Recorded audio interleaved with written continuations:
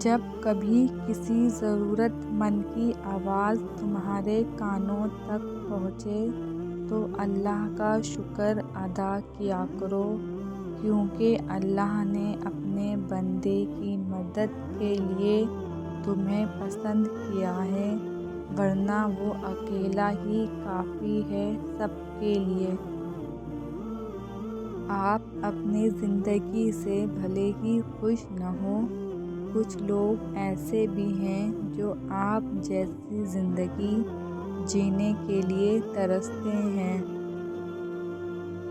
نیت صاف ہو جائے تو نصیب بھی بدلنے لگتا ہے۔ برا وقت بتاتا ہے کہ اچھا وقت کس کے ساتھ گزارنا ہے۔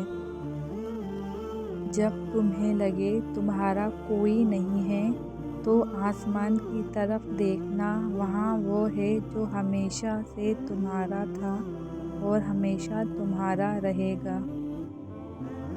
اس شخص میں ہرگز دلچسپی نہ لو جو تم سے دوری اختیار کرتا ہو۔ انسان کو کوئی چیز اتنا نہیں بدلتی جتنا اس کے دل میں گزری ہوئی تکلیفیں اسے بدل دیتی ہیں، اور تکلیفیں بھی وہ جو اس نے اکیلے جھیلی ہوں۔ اگر یہ جاننا چاہتے ہو کہ تمہیں رب سے محبت کتنی ہے تو بس یہ دیکھ لو کہ تمہیں گناہوں سے نفرت کتنی ہے۔ ہو سکتا ہے اللہ نے تمہیں ہر طرف سے اکیلا چھوڑ کر اپنے ساتھ دوستی کا موقع دیا ہو۔ جب اللہ تعالیٰ انسان کو کچھ دینا چاہتا ہے تو اس کے اندر وہ چیز پانے کی خواہش پیدا کرتا ہے۔